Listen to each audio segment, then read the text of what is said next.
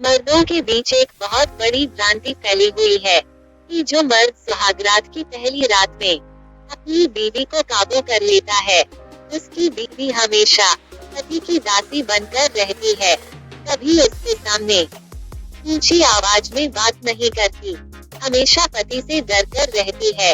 इस भ्रांति के चलते बहुत से मर्द सुहागरात वाली रात पत्नी के साथ आक्रामक तरीके से पेश आते हैं, जिससे कि पत्नी को काबू में कर सकें।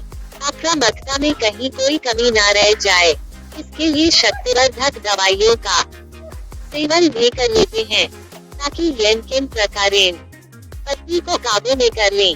क्योंकि लोगों में भ्रांति है, जो मर्द सुहागरात वाली रात पत्नी को काबू में नहीं कर पाता, फिर उसकी बीवी कभी काबू में नहीं आती। इसलिए सुहागरात वाली रात पत्नी को काबू में करना लाजमी मानते हैं, नहीं तो पत्नी पति को कमजोर मर्द समझती है और दूसरे मर्दों की ओर आकर्षित हो जाती है। सुहागरात वाली रात बीवी को काबू में करने के चक्कर में कई बार पति ऐसी हैवानियत कर डालते हैं, जिसके चलते बीवी को अस्पताल में भर्ती कराना पड़ता है। ऐसा भी देखा गया है। दूल्हे की आक्रामकता की शिकार दुल्हन की मौत तक हो चुकी है और फिर मामला घर की चारदीवारी से बाहर निकलकर थाना कचहरी तक जा पहुंचता है। दरअसल आज की कहानी जो मैं आपको सुनाने जा रही हूँ, इस कहानी में कुछ ऐसा ही होता है। सुहागरात वाली रात को नई नवेली दुल्हन बनी लड़की के साथ में जो होता है वो तो होता ही है, लेकिन जब लड़की पति के साथ हनीमून पर जाती है, वहाँ पर होटल के कमरे में उसके साथ सुहागरात से भी बहुत भयानक होता है। लड़की रो रोकर अपनी माँ से जब इस सच्चाई को बयां करती है, तो इस सच को सुनने के बाद उसकी माँ के पैरों तले से जमीन खिसक जाती है। दरअसल होता क्या है, एक लड़की की शादी होती है। हिंदू परंपरा के मुताबिक लड़की 7 जन्मों तक जीने मरने की अपने पति के साथ कसमें खाती है, लेकिन वो अपने पति के साथ महज 7 दिन तक ही रह पाती है। लेकिन 7 दिन उसने एक एक पल को कितनी मुश्किल होगा, शायद आपको इस बात जा नहीं होगा। दरअसल उस लड़की के साथ जो हुआ था वो वाकई बहुत भयानक होता है। इस कहानी को सुनने के बाद शायद आपको भी ऐसा लगेगा कि कोई पढ़ा लिखा इंसान ऐसा कदम नहीं उठा सकता, जबकि जो व्यक्ति ऐसा कदम उठाता है वो पेशे से डॉक्टर है। नमस्कार दोस्तों, मैं हूँ आकांक्षा त्रिपाठी। आपका हमारे चैनल टाइम्स रिपोर्ट पर बहुत बहुत स्वागत है।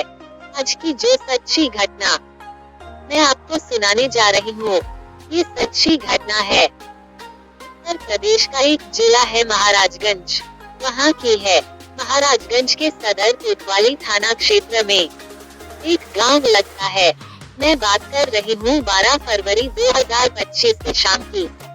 यहाँ से लगभग 25-30 किलोमीटर दूर महाराजगंज जिले में ही एक जगह है निचलौल। निचलौल इलाके में चमनगंज के रहने वाले हैं विक्रम। उनकी बारात गई थी महाराजगंज सदर कोतवाली इलाके में, और जब बारात जाती है तो बारात में घर परिवार के लोग भी, बाराती लोग भी और रिश्तेदार सभी लोग शामिल होते हैं। बड़ी धूमधाम से शादी समारोह होता है। देरे हो रहे थे तो पंडित जी तेरों की जो भी औपचारिकताएं थी उन्हें पूरी करा रहे थे। तभी दूल्हा और दुल्हन को वो कस्में भी खिलाते हैं, साथ जीने की और साथ मरने की, वो भी 7 जन्मों तक। सब कुछ ठीक ठाक होता है। अगला दिन निकलता है, यानी कि 13 फरवरी 2025, और दुल्हन को खुशी खुशी विदा कर दिया जाता है। और जब ये दुल्हन विदा हो रही थी, तब लोगों के दिलों में खुशी और गम के मिले जुले भाव थे, क्योंकि पिता की बेटी थी। इकलौती बेटी को पिता ने बड़ी ही नाजों से पाल पोस कर बड़ा किया था और अब इसकी शादी कर दी थी। किसी और के सुपुर्द कर दी थी, क्योंकि समाज की यही रीत है। जब बेटी विदा होती है तो काफी विलाप भी होता है और खुशी भी मनाई जाती है, क्योंकि बेटी है तो उसे तो ससुराल जाना ही होता है। फिर भी उससे यादें जुड़ी होती हैं। अब लड़की जब ससुराल के लिए विदा हो जाती है, ससुराल में पहुंच जाती है, तो वहां जाने के बाद उसकी जो शादी की पहली यानी कि सुहागरात की पहली जो रात होती है, वो रात इतनी भयानक हो जाएगी, उस लड़की ने इस बात की कभी कल्पना भी नहीं की थी। दरअसल बताते हैं कि जो दूल्हा होता है वो डॉक्टर होता है। उसकी उम्र लगभग 30 साल के आसपास होती है। शायद स्ट्रेस की वजह से या उसे खुद पर भरोसा नहीं था, तभी वो अपने दोस्तों से कुछ ऐसा मशवरा लेता है जो शायद उसे नहीं लेना चाहिए था। दोस्तों से बातचीत करता है और बातचीत करने के बाद सीधा अपनी बीवी के पास जाता है और कुछ खा लेता है। ऐसा दावा किया जा रहा है कि उसने शक्तिवर्धक गोलियां खाई थी और गोली खाने के बाद वो अपनी पत्नी के पास जाता है और उसके साथ सुहागरात मनाने की कोशिश कर रहा था, लेकिन पूरी रात निकल जाती है और वो अपनी पत्नी के साथ कुछ इतना गंदा, इतना घिनौना कृत्य करता है जैसे कि कोई हवस का पुजारी होता है और वो किसी लड़की या किसी महिला के साथ बलात्कार करता है। पूरी रात वो अपनी बीवी के साथ कभी प्राकृतिक तो कभी अप्राकृतिक यौन संबंध बनाता है।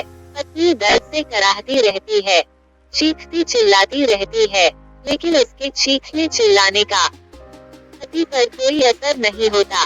वो अपनी मनमानी करता रहता है और जब उसकी पत्नी ने विरोध किया कि ये सब क्या कर रहे हो, तो अपनी पत्नी से पहली ही रात में उसके साथ जबरदस्ती करने लगता है। जब तक उसकी हसरत पूरी नहीं हो जाती, उसके जिस्म की आग ठंडी नहीं हो जाती, तब तक वो उसके साथ ऐसे ही गंदा और घिनौना कृत्य करता चला जाता है। पति के साथ उसकी पहली ही रात थी, तो वो उसका ज्यादा विरोध भी नहीं कर पाए, क्योंकि उसे भी मालूम था सुहागरात में पति ये सब करता है, लेकिन इतनी क्रूरता से करता है। ये वो पहली बार देख रही थी और सहन कर रही थी, क्योंकि पहला दिन है। ससुराल में कुछ कहेगी तो शायद किसी को बुरा भी लग सकता है, और कहते हैं कि यह तो सब एक प्रक्रिया होती है और उस प्रक्रिया से गुजरना ही पड़ता है। अगला दिन निकलता है।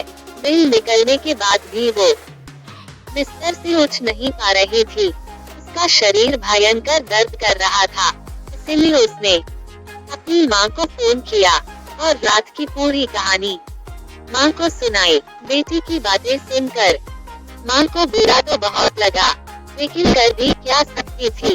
माँ परिजनों के साथ बेटी की ससुराल पहुँची। वहाँ पर दामाद से बात की तो वो हंसकर बोला, यह सब तो सुहागरात वाली रात को होता ही है। आपकी बेटी बड़ा चढ़ाकर बता रही है, चूंकि इस मसले पर खुलकर चर्चा नहीं की जा सकती थी। दामाद को समझाया, उसके साथ प्यार से पेश आओ, जोर जबरदस्ती मत करो। अब वो तुम्हारी पत्नी है, उसके अच्छे बुरे का ख्याल रखना भी तुम्हारी ही जिम्मेदारी है। बेटी को भी समझाया, यह तो समाज की रीति है, पति यह सब तो करता ही है। अभी तुम्हारी पहली रात थी, इसलिए ऐसा लग रहा है, धीरे धीरे सब नॉर्मल लगने लगेगा। तुम्हारे पति को समझा दिया है, नई नई शादी हुई है, इसलिए वो अभी जोश में है, लेकिन आगे से ऐसा नहीं करेगा। उसके बाद पति पत्नी हनीमून के लिए गोवा पहुंचते हैं। पहले से तय प्रोग्राम के मुताबिक वहाँ के होटल में रुकते हैं। होटल के कमरे में दूल्हा फिर से दुल्हन के साथ वही सब दोहराने लगे जो उसने पहली रात को किया था, लेकिन इससे भी ज्यादा आक्रामकता से। उसका जितना जी चाह रहा था दुल्हन के साथ प्राकृतिक यौन संबंध बनाकर अपनी हवस को वो पूरी कर रहा था। उसकी पत्नी के साथ क्या हो रहा है उसको बिल्कुल फिक्र नहीं थी, जबकि उसकी पत्नी दर्द से कराह रही थी, जोर जोर से चीख चिल्ला रही थी, छोड़ देने की विनती कर रही थी। लेकिन पति को उसके दर्द से कोई मतलब नहीं था, उसके चीखने चिल्लाने का भी कोई असर नहीं हो रहा था। उसकी हवस शांत ही नहीं हो रही थी, जबकि पत्नी की जान पर बनाई थी। जब उसके साथ कई घंटों तक पति दरिंदगी करता रहा, तो उसका साहस जवाब दे गया। जब उसने विरोध किया, तो पति बोला, मैं तो ऐसे ही करूँगा, मुझसे सहन नहीं होता, तो मैं क्या कर सकता हूँ। अब दुल्हन की हालत बहुत खराब हो चुकी थी। उसने सोचा इस आदमी के साथ एक रात और रुक गई, तो फिर गोवा से उसकी राशि वापस लौटेगी। उसकी समझ में नहीं आ रहा था गोवा में इतनी दूर आकर वह इससे मदद मांगे। जब कुछ समझ नहीं आया, तो उसने फिर से अपनी माँ को फोन लगाया, उन्हें रोते हुए बताया उसकी हालत बहुत खराब हो गई है और वो बेड से उठकर चल भी नहीं पा रही है। अगर वो एक रात और यहाँ पर रुकी, तो उसकी लाश उठाकर ले जाना। जब माँ ने बेटी की इस बात को सुना और परिवार वालों को बताया, तो घर में कोहराम मच गया। आनन फानन में बेटी के लिए हवाई जहाज का टिकट बुक कराकर भेजा। दूल्हे को गोवा में छोड़कर दुल्हन किसी तरह अपने घर पहुंची। बेटी को देखते ही परिजनों का रो रो कर बुरा हाल हो गया। जिन्होंने बेटी को पाल पोस कर इतना बड़ा किया, उन्हें बेटी के दर्द का एहसास होता है। लेकिन जिसके साथ इसने जीने मरने की कस्में खाई थी, 7 जन्मों तक जिसने साथ निभाने का वादा किया था, उसके साथ वो 7 दिन तक ही रह सकी। इतने ही दिनों में उसने ऐसा हाल किया कि दुल्हन को दूल्हे से नफरत हो गई है। और जो भी हुआ है, वो वाकई बहुत भयानक है। इस घटना के बाद लोगों को यकीन नहीं हो रहा कि एक दूल्हा अपनी दुल्हन के साथ आखिरकार ऐसा कदम कैसे उठा सकता है।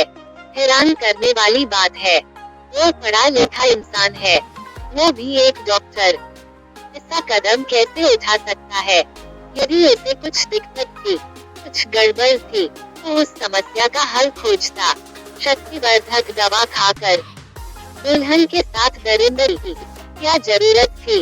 इस मामले में लड़की के परिजनों ने दहेज उत्पीड़न और जान से मारने के प्रयास का मुकदमा दूल्हा और उसके परिजनों के विरुद्ध दर्ज कराया है। कौन सच्चा है, कौन झूठा है, आगे क्या होगा, यह तो खैर जांच के बाद ही स्पष्ट हो सकेगा। लेकिन मीडिया में जिस तरह की खबर आई है, वो वाकई अपने आप में हैरान करने वाली है और परेशान करने वाली है। दोस्तों, इस पूरे घटनाक्रम को सुनाने का मकसद किसी को परेशान करना नहीं है, किसी का दिल दुखाना नहीं है, बल्कि आपको जागरूक करना है, आपको सचेत करना है, आपको बताना है कि जिसके साथ 7 जन्मों तक जीने मरने की कस्में खाई थी, कम से कम उसके साथ तो इस तरह की गंदी हरकत करनी नहीं चाहिए थी। और जो भी हुआ है दोस्तों, वो वाकई बहुत भयानक हुआ है, बहुत गलत हुआ है। आज की कहानी यही समाप्त करते हैं। कल फिर मुलाकात होगी एक नई कहानी, एक नई अपराध कथा के साथ। धन्यवाद।